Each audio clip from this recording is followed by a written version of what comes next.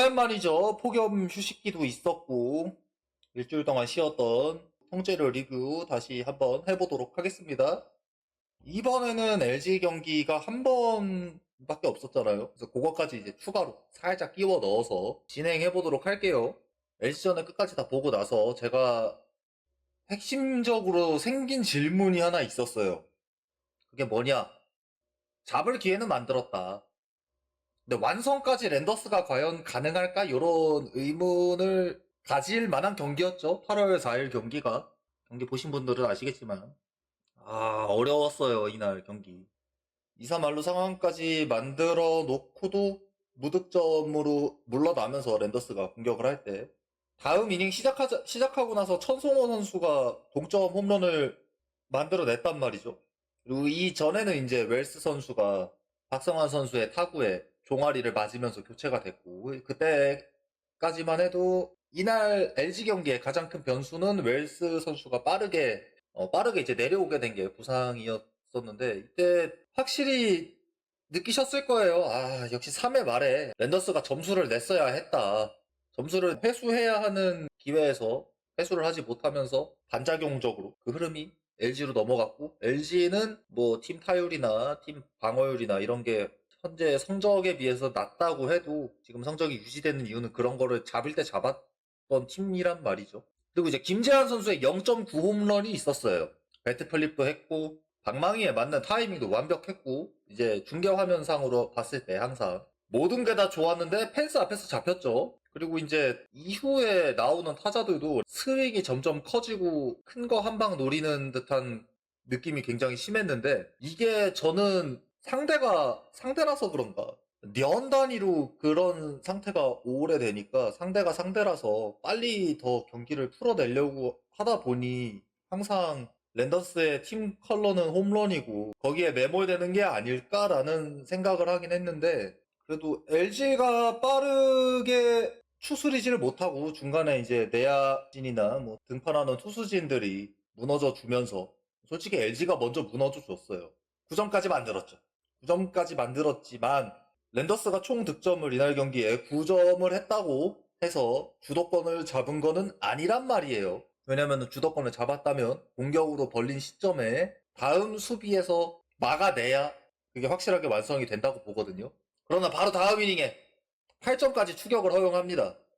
랜더스 팬 입장에서는 손톱을 막 뜯었지만 개인적으로는 굉장히 아쉬웠단 말이죠. 여기서 LG가 역전을 했으면 누구 하나 보낼 수 있었는데, 그 폭염 시기에 불수사도국 종조를 시킬 수 있었는데 그렇게 하지 못해서 굉장히 아쉬웠고, 그래도 역전은 허용하지 않았어요. 요렇게 LG가 턱밑까지 추격한 상황에서 다시 1점을 더 벌려가면서 이걸 굳히고 승리를 해냈죠. 뭐 이게 경기가 딱 LG와의 경기가 한 경기였기 때문에 이후에는 이제 폭염 휴식기로 경기가 중단이 되었으니까 더 추후 관찰할 만한 근거나 이런 건 없습니다. 그렇지만 이 경기만을 떼고 봤을 때 경기를 잡는 조건은 만들었어요.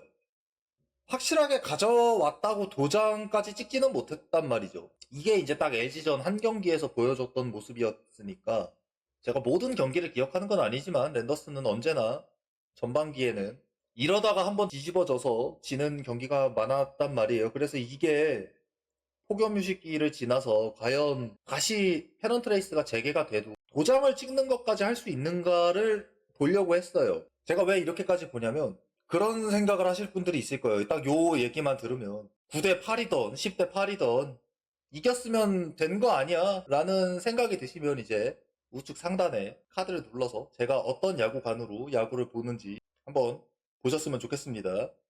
그래서 이제 일주일간의 폭염 휴식기가 지나고 8월 11일이 되었죠. 화요일 경기. 중점으로 봤던 거는 LG전에서 이어지는 거, 좋은 점, LG전에서 좋게 이어지는 점, 주도권을 잡아 올 수 있는 능력 자체는 보여주고 있다. 근데 이게 완전히 랜더스가 손에 쥐냐, 이게 중점이었던 시리즈라고 저는 생각을 해요. 그래서 일주일을 쉬었는데 이어지나? 그리고 또 이거랑 떼서 따로 보자면 전반기에 잘할 때 있잖아요. 랜더스가 잘할 때 성적 막 3등하고 상위권에서 막 잠깐 이렇게 놀고 있을 때, 그때의 추격본 같은 경기였다. 이날 11일 경기만 딱 떼고 보면 왜 그렇게 봤는지 과정도 같이 보시죠.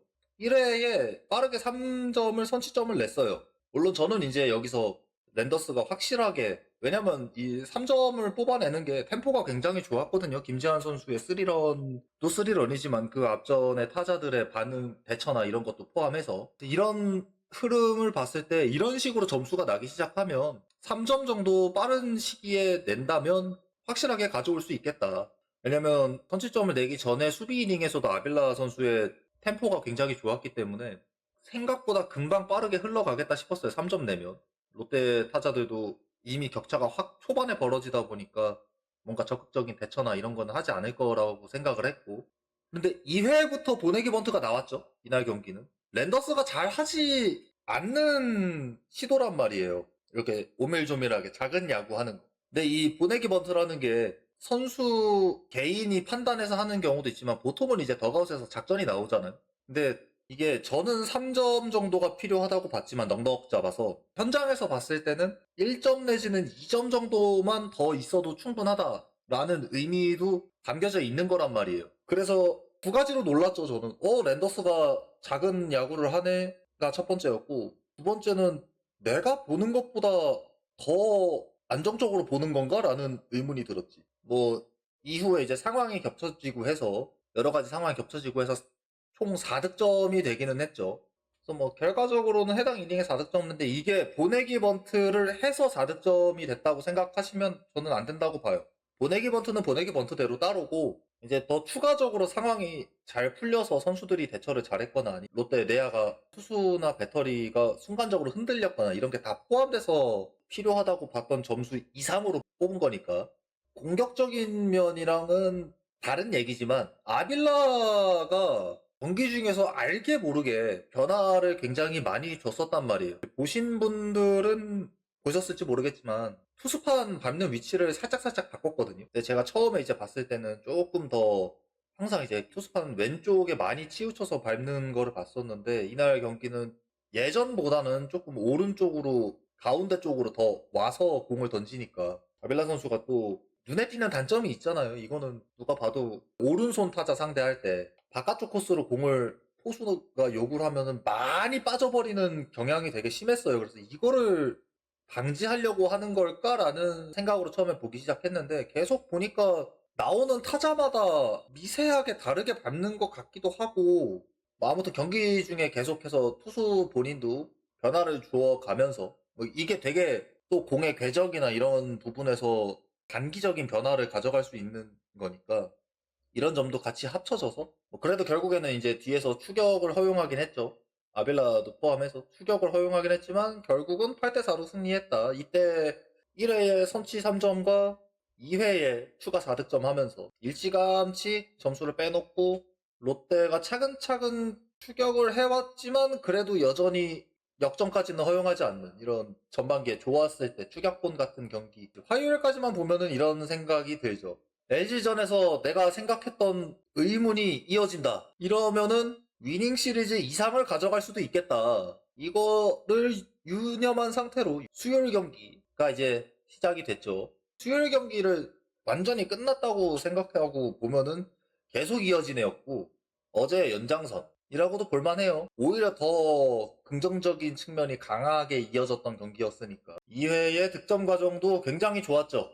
오태곤 선수가 출루를 했고 최지훈 선수의 방망이가 부러지면서도 우측 선상에 안타가 되고 그게 타구가 원체 애매하다 보니까 오태곤 선수가 홈세도까지 했어요. 그리고 이 사이에 롯데에서는 중계 플레이가 살짝 버벅거리는 시기가 있었죠. 시간이 잠깐 정말 잠깐 버벅거리는 순간에 최지훈 선수는 또 3루까지 진출을 했고 정신을 못 차리고 있는 사이에 마드리스는 볼넷. 뭐 조영우 선수는 땅볼을 쳤지만 선행주자였던 마드리스만 아웃이 되고 본인은 살았고 이 사이에 또 최지훈 선수는 홈으로 들어오면서 추가 득점을 내고 가능한 랜더스가 2회에 펼쳐진 상황에서 회수할 수 있는 점수는 다 회수를 했단 말이에요. 이게 가장 저는 야구를 봤을 때 중요하다고 보거든요. 상황상 펼쳐진 상황상 회수할 수 있는 최소한의 점수는 다 회수해야 되는 야구를 해야 이제 뭐 페넌트레이스 1등을 넘어서 한국 시리즈 우승도 가능한 팀이 된다라고 생각을 합니다.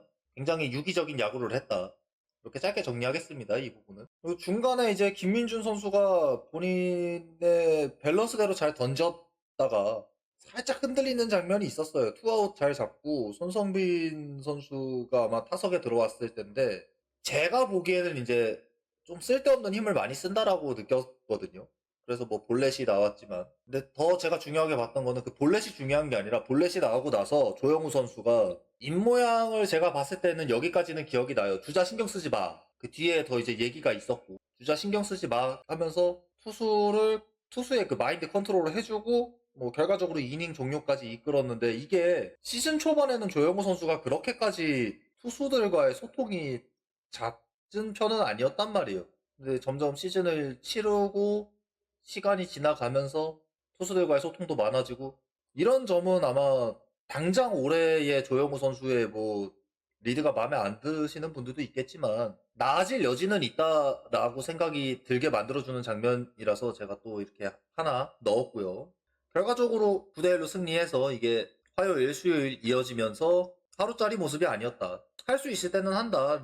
랜더스가 일찌감치 경기의 주도권을 잡고 그거를 유지하는 거, 뺏기지 않는 거, 이거는 여전히 잘한다. 그래서 어제 수요일 경기도 너무 완벽하게 이겼기 때문에 뭐 저도 그렇고 많은 랜더스 팬분들이 수입을 생각을 하셨을 수도 있어요. 그게 그렇게 쉬운 건 아니지만 이런 많은 기대를 하셨다면 조금 결과가 많이 실망스러우실 텐데 반전이 일어났죠. 목요일 경기는 무너지기 시작하니까 이 무너지는 거를 멈추지를 못했어요. 물론 이제 경기 초반에는 오히려 좀 좋았죠. 황성빈 선수가 출루를 했으나 도루를 시도하고 바로 주루사를 당했고 객사를 당했고 그렇다고 황성빈 선수가 스타트가 늦었다라고도 생각이 안 들거든요. 타케다 선수의 퀵도 좋았고 조영우 선수의 그 도루 인지와 송구도 완벽했고 박성환 선수의 태그도 완벽했고 그래 그런 삼박자가 어울려져서 또 운 좋게 잡지 않았나. 그리고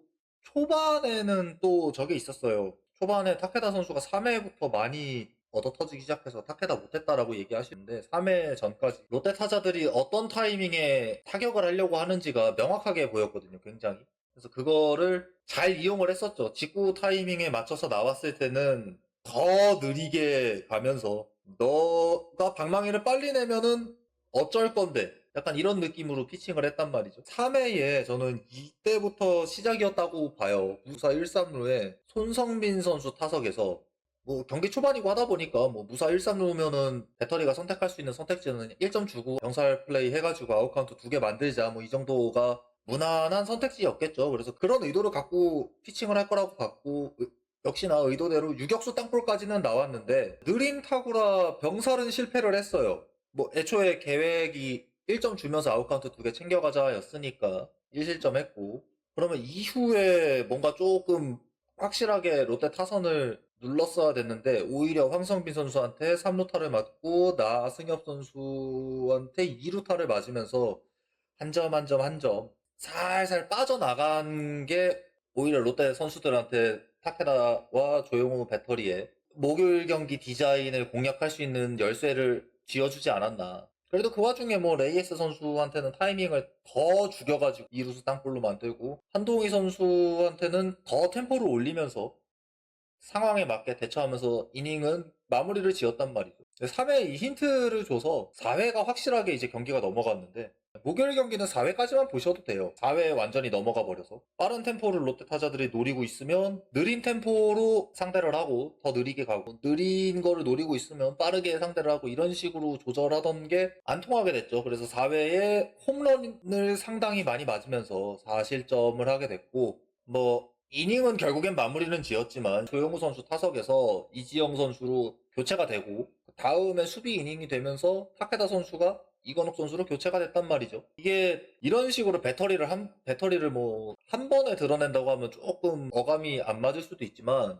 포수를 먼저 바꿨다는 게 더가웃에서 봤을 때 포수가 투수를 리드하는 과정에서의 그 피칭 디자인이 상대팀에게 읽혔다라는 의문점을 생기게 만드는 거기 때문에 그리고 이건욱 선수로 투수가 됐다는 거는 그런 가설을 세울 수 있겠죠. 롯데 타자들이 대부분 이제 이날 경기는 직구 타이밍에 공을 치려고 나오고 있으니 랜더스 불펜에서 그래도 직구가 좋다고 얘기를 할 수 있는 선수들 중에 이건욱 선수를 내서 직구로 노리면 직구로 누르자라는 그림을 그렸겠죠. 그러나 이건욱 선수 때까지는 뭔가 그래도 어떻게 하면이라는 생각이 들만 했는데 이후에 이제 더 추가적으로 박시우 선수도 무너지고 그나마 이제 뭔가 주도적으로 이야기를 할 만한 공격 기회도 8회에나 나오고 하다 보니까 화요일 수요일 경기와의 반대격인 성격이 나왔죠. 전반기에 13연패 하던 시절을 포함해서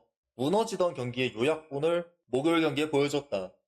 롯데와 3연전 그리고 폭염 휴식기에 시작하기 전 LG전까지 합쳐서 경기의 총평을 내리자면 좋을 때 모습은 이어졌어요. 좋은 모습으로 계속. 근데 나쁠 때 하한선도 그대로였다는 게 문제야. 일주일의 폭염 휴식기 동안 나쁠 때 하한선이 조금이라도 더 올라왔다면 이거를 탄력 삼아서 발판 삼아서 남은 페넌트레이스 기간 동안 올라갈 여지 가을 야구를 가는 게 중요한 게 아니라 지금의 성적표보다 조금 더 마지막을 올라가서 마무리할 수 있는 여지가 있었는데 오늘 목요일 경기를 봤을 때는 그거는 힘들겠다 라고 정리할 수 있겠습니다.